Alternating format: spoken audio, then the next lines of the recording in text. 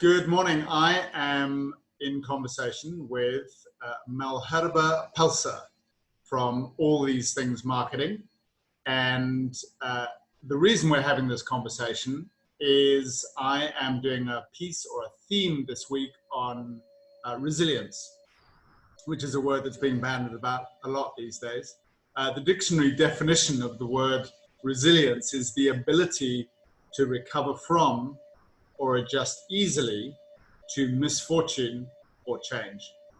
And I put it out on social media, and Malherbe was brave enough to have a conversation. And what I offered was live, unfiltered, so that I could support someone on a breakthrough or an insight around how to be more effective, more productive, particularly possibly with the theme of resilience. So, Malherbe, please say a few words about yourself, and I'm curious to know how life in lockdown is for you. Hi, Simon. First of all, thank you very much for having me. Sure. I think we started connecting just before the lockdown, and things have definitely changed over the last month and a bit since we started our conversations first. So my company, All These Things, is a digital marketing agency. We focus mainly on providing the creative direction for branded campaigns. We do a lot of work for ASICS Corporation in Japan, as well as a few clients in South Africa, smaller clients. So we provide creative direction for social media and for retail executions. And then we obviously also produce these assets for them in terms of social media and retail, photography, videography. So we close the loop from providing the strategy to producing the content and rolling it out. So let's get into the conversation, and because I want you to, my wish is that you walk away from this conversation with something akin to an aha moment or an insight, like, wow, I hadn't seen that, right? So those moments kind of come and go in life. Sometimes they're almost dealt to us, but in my experience of I've been a coach for the last 20 odd years, it's a really powerful process to help, in my case with you right now, to help you to see something that you hadn't seen before. Because the way that our brain is wired and the way that we construct our lives is that the brain yearns for what is predictable, what is rational, and where we can see to the future. But now we're dealing with this massive uncertainty, and of course the only certainty is change, which is something we're not altogether that fond of. We like the right kind of change, but not the wrong kind of change. Yeah, absolutely. So what I'm going to do, I think, is just take you through, as I said before, let's just start with a particular area. So if you tell people who are listening to the video, what is the area of your life or your business that you want to do some work on in the half an hour that we've got together? Yeah, I think it's it's a difficult thing for me. I think I'm trying to I think it goes twofold. The one is trying to reset my thinking with regards to how do you approach people for new business during a pandemic? That at this stage, there is a lot of question marks around, and I think marketing has its perks. We've been very fortunate, but also I think in a lot of companies, the first thing that gets frozen or gets cut or gets put on hold is the marketing budget. So as a business, it's an interesting place to be. I still believe the cream probably rises to the top. And then secondly is figuring out just like how to manage a day and a schedule that is total chaos. I used to pride myself on being able to get up most mornings at like 4 a.m. in the morning, be able to work for 2 to 3 hours before the day starts, before there's emails, before anyone phones you, whatever, and to get a proper chunk done. at this stage, like I said, I mean, between my wife and myself, we look at like who's got what calls at which parts of the day, trying to get like a 1 hour on, 1 hour off thing going where I work an hour and then take care of my daughter for an hour. And yeah, it's difficult because it's yeah, you end up I mean, I end up being absolutely knackered by the time the evening hits and feeling that I'm always watching the clock and not having the freedom to just focus. So I don't know if that answers your question, but Totally. yeah, So there's two areas that I'm picking up from you. One is basically, bluntly, how do you continue to sell, market, and add value to your clients? And the other is some tips and tools around how do I manage myself in this in this environment. yeah. You know, where if it was I envy people that are young and single or just married or whatever and don't have children. I really do. I mean, I'm very grateful for what I have, but it must be fairly good to be able to have just a little bit of more clarity and planning around your day. But anyway. Well, so yes, and if I just challenge that for a moment, so you know, I've got two kids. I've got two girls, aged 13 and 9. I just had a 9-year-old in, like, I was banished from the room. I was supposed to be the teacher, tears, upset. I hate you, and I'm like, God, you know, I've got work to do, for heaven's sake. And then yesterday was just great. I spent 2 hours. I was really, you know, and I noticed that, you know, I was very focused. I was very calm. I was very present. I really chose to do it. And I think that was possibly one of the differences for me, is that I surrendered to the experience yesterday. Today, I didn't want to do it. Yeah. And I think she probably picked up on that.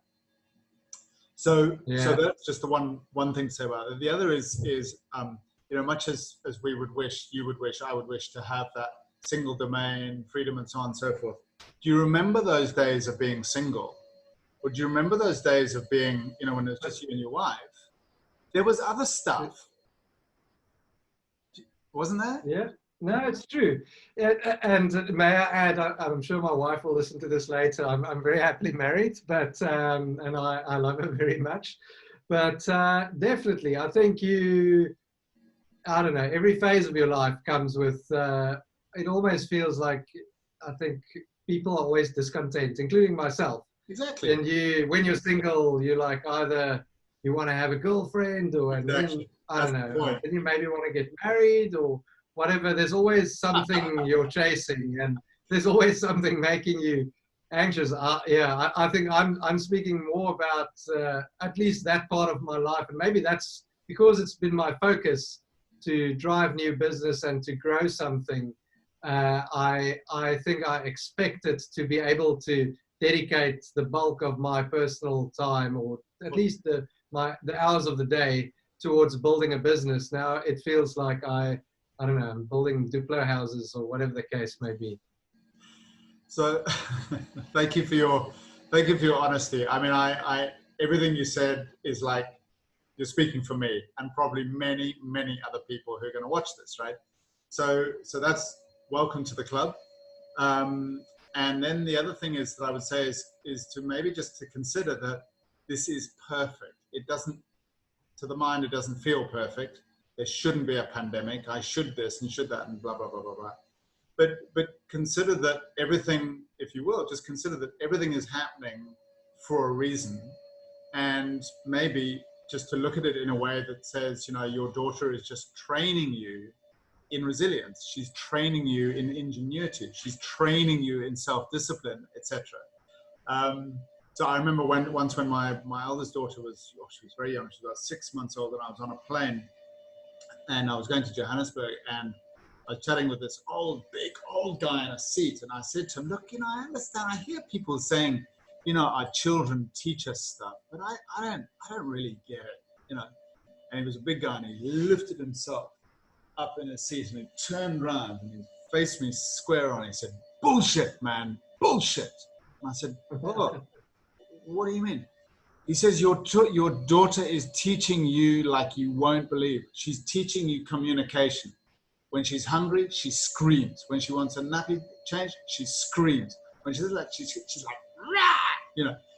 And that was when I go, okay, I just haven't been paying attention. That was my insight. I've just seen it as screaming, but actually it's about communication. So that's a story for another day around how we communicate and experience other people. So so the thing, okay, so let's, out of those two areas, the self-management, let's call it self-management, or the serving customers, we maybe will have more conversations, but if you were to choose one or the two, one of those two right now, which one feels like it's got more energy or is more important? Probably self-management, purely from, I'm sure if I can do that, then that the rest will probably follow. Yeah, that was my thought as well. Cool. Okay, so let me ask you this. What would, given your current circumstances, what would be a great result?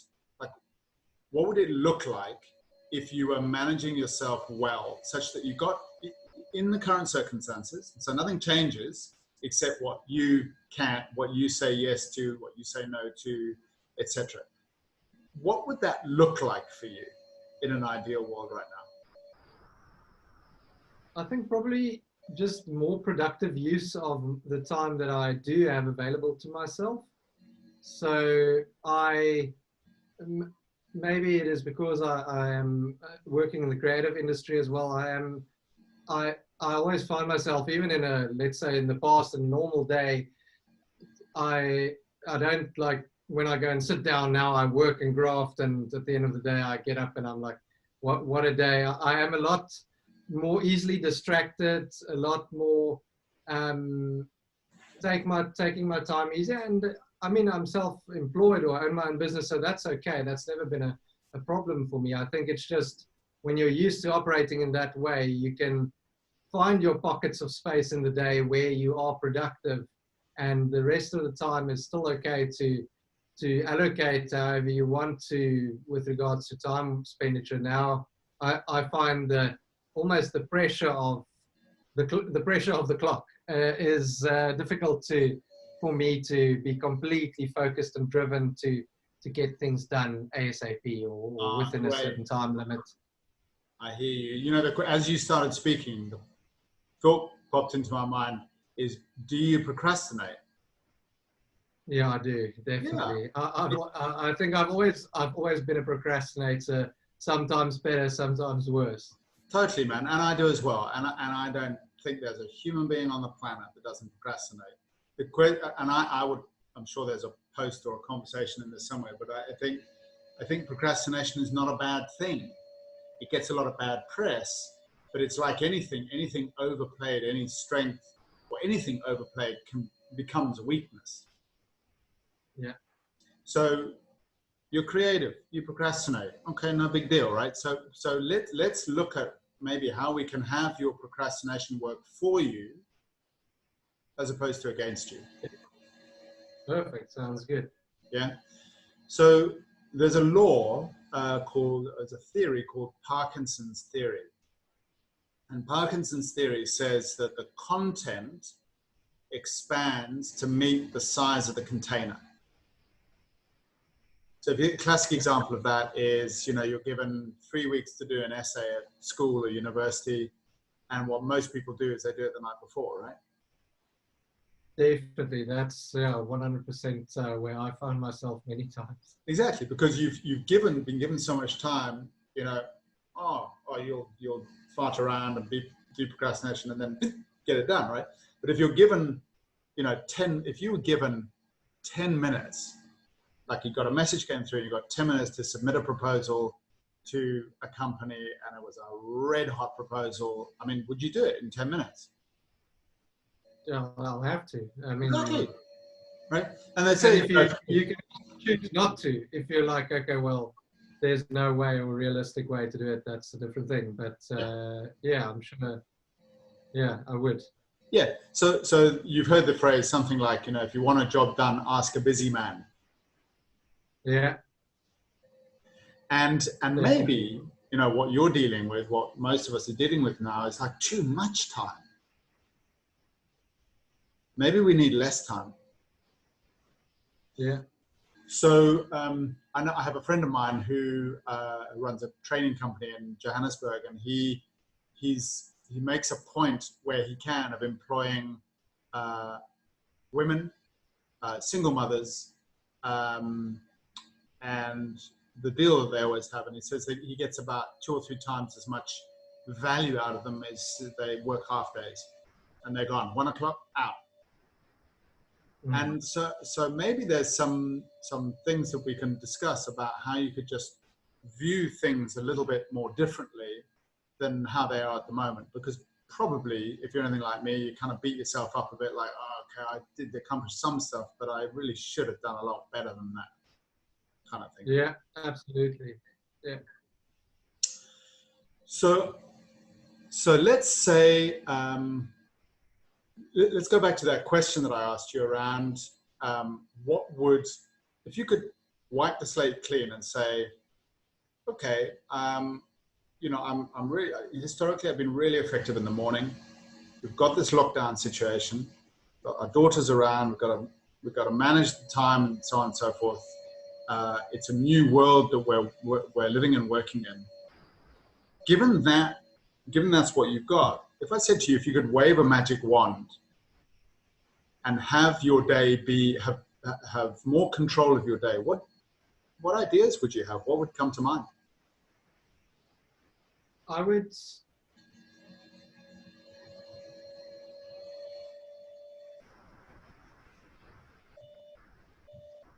larger blocks of time to do more in, even if it's not necessarily longer, but instead of having 1 hour sessions, having 2 to 3 hour sessions where I can sit down, work, and complete it and be done. And then I can with a good heart know, okay, this afternoon I'm just gonna, like, I don't know, play outside or whatever the case may be, and know that yeah, I mean, that sounds probably very fanciful, and the thing is, it involves more than just my own schedule. So yeah, I think in an ideal world it would be to try and allocate time accordingly. And also, I mean, because I've tried to work that in the early mornings as well, but then I normally now end up being completely tired and done in the evening, and then the next day I don't get up early or whatever the case may be, and then it sort of snowballs from there. Sure. So when are you at your most inspired, energized, fresh? But roughly between, let's assume you last night you had a really good, like 8-9 hours sleep, let's just say, and you started off and you had the opportunity to say, I'm going to work between this time and this time and this time. Between what times would work for you best?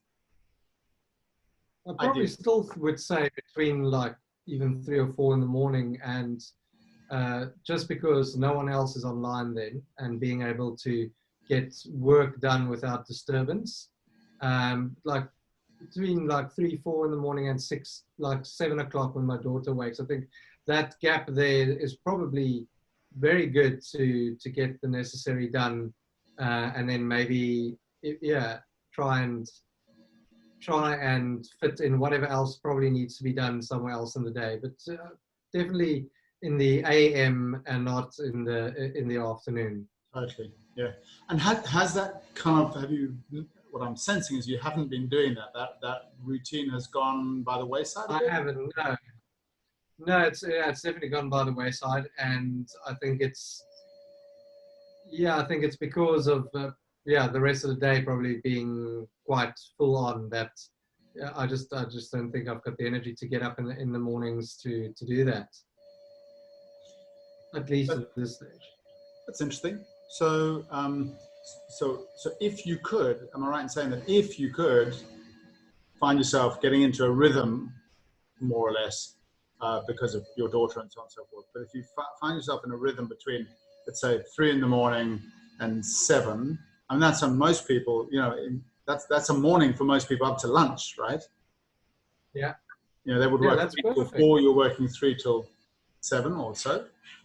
So let's say if you were to do that and you were to view like breaking the back of your quality work, that would, as far as I said, if you were to pose the question back to me and say, if you did work between 3 and 7, would you feel good about that? I'd feel like, yeah, great. And then anything else would be a bonus. Yeah, absolutely. And I think the same this side. So if that is something that I can achieve, and I think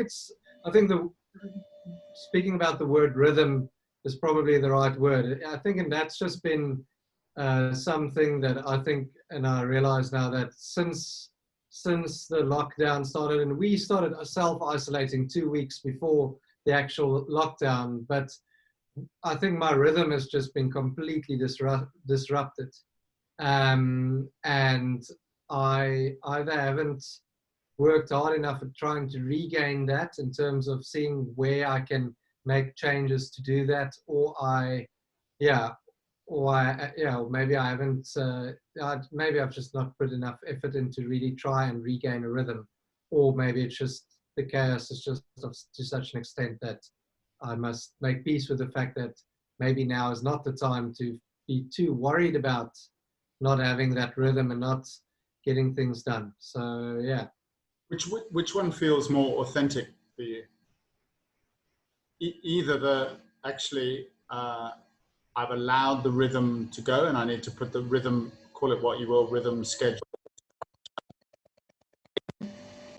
or maybe I'm being a bit unrealistic. I must let things go the way they're going to.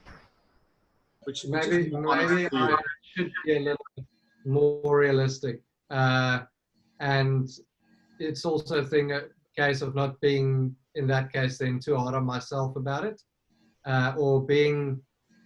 Maybe I should also scale down on my expectations of what I can and should be doing at this stage, and almost cut it down to the bare minimums and make sure that those are met, and not worry about, I don't know, building a business or growing a business, and I mean, being content with that. I think that's and not feeling that I must try and be who I thought I was going to be at this stage of 2020 of my life. Sure. So is it possible for you to have a good enough plan? So one of the things that about kind of time management is that we tend to quite massively overestimate what we can accomplish in a day, and underestimate, or a week, and underestimate what we can accomplish in a year. So what I notice is that I have to watch this all the time. I always think I can accomplish so much more in a day. And what I find is that when I actually am honest with myself and I focus on this quality piece of work, invariably what happens is I get so into it that becomes more. But actually, if I set myself literally one quality thing to do in the day, I find that the irony is I get to accomplish a whole lot more and feel a whole lot better at the same time. Is that something that you might be able to consider? Yeah, that sounds good. I do keep, I have a notebook and I set my tasks for the week, and then daily I try and set myself tasks and say, okay, I need to do these 10 things. And then I never get to all the 10 things, but maybe that's a great suggestion, is trying to lessen the amount of things that I want to achieve today, and rather focus on the obviously core key big things that I can achieve or do within a day, and be less worried about doing too many things and then sort of you end up being sort of, you look at it and you're like, oh damn, it's like it looks very bad. I hope the teacher doesn't show up at any stage and starts reviewing what my to-do list has looked like over the past 6 or 7 weeks. It's I haven't really I don't know, passed all the tests. But yeah, maybe I think that's a great suggestion. So as we kind of come to the end of our call, what I'm interested in is for you to have like one or two things that you can concretely kind of do and that you feel inspired by, that, and you stand a really good chance of being able to achieve it. And one of the things that I've done for many years, in theory, and probably more often than I give myself credit for in practice, is a prioritization. And there's a great story which I'll send to you after this. And in a nutshell, I think it was from about 1887, and there was a productivity expert called, I can't remember his name, and he approached Charles Schwab, who was an industrialist in America in those times. He had the famous Bethlehem Steel Company, and this guy approached him and said, "Look, I've got something that could make a real difference to your productivity. And why don't you just try it, and then you can write me a check for whatever you think it's worth." And he said, "Well, that's fine. I'm going off to the train station, so tell me about what's this idea." And he said, "All I want you to do is to identify the most important thing you need to do tomorrow, the most important. And then you can put the second or the third, but not any more than 5, and probably between 3 and 5. He said, then I want you to work on that one thing. You'll get distracted, you'll come back, but just keep coming back, keep coming back, keep coming back to that one most important thing." He said, then when you've done that, you can then go on to the second. But if you haven't done that, that's okay. You'll carry it over to the next day. But by having the one thing, you keep your focus, and focus is a big challenge for all of us as human beings, is that we get distracted because we don't know where we're going, and then we put disperse our energy and focus. He said, when you've done it and it works, then ask your work colleagues to do it, and then you can write me a check for what it's worth. And I think 6 months later, in 1875 or whatever it was, he wrote him a check for $75,000 US, which was obviously a huge amount of money. And Charles Schwab said it was one of the best business tips that he ever received. So maybe that's just something for you, just in the interest of time, Malherbe, just to consider, is that my feeling with where you're at is that the structure has kind of gone a little bit out the back window. And you've got, none of us are prepared for this. My motivation levels are not often what they were before this. But I do find for myself, when I remember that one thing, I do find that it makes a big difference. And the kind of the jewel in the crown, as far as I can hear from you, is that morning slot, whether it's 3 to 7 or 3 to 5 or 4 to 6. I think you'll notice a real big difference in your energy and your input and your productivity. That sounds amazing. I think it's something that I think I inherently know, but I think I've been thinking that I can wing it in another way and I'll make it work. But I don't think I've necessarily been able to make it work, at least not to the extent that I'm happy with it and happy with how I've been able to allocate the time of my day. And yeah, I think it's about finding that the ability to, go to bed a bit earlier, get up earlier, get things done, and then whatever else needs to be done or pop up during the rest of the day, if I have a couple or two, I can spend my time doing those without worrying too much that I didn't get the things done that I wanted to do. And also, I think at the same time, I think it's good for you to remind me on prioritizing, because obviously everything's always a priority. Sure. But when I write down my list of things to do for the day or for the next day, to know that I must stray from giving myself a 10 or 15 point list of things that I must do, and rather cut it down to less and make sure that I get those done, starting with whatever is most important. Fantastic. Good. Okay, so let's bring this conversation to an end, and then you and I can just check in with each other on WhatsApp after this. But I hope this has been useful for you. And what might be a good idea is that in a month's time, we check in again, and you can share, it might be a little bit of extra accountability for you, just to report in, how you've got on and have you been successful. Fantastic. Thank you, Simon, and thank you for your time. I'll be happy to connect again in a month's time. At that stage, I'll have gotten ahead of the curve again. And good luck to you on your end as well. Hopefully we can see each other in person soon. Fantastic. Excellent. Thanks, Malherbe, very much. Thanks, Simon. Okay. Bye-bye. Bye. Bye.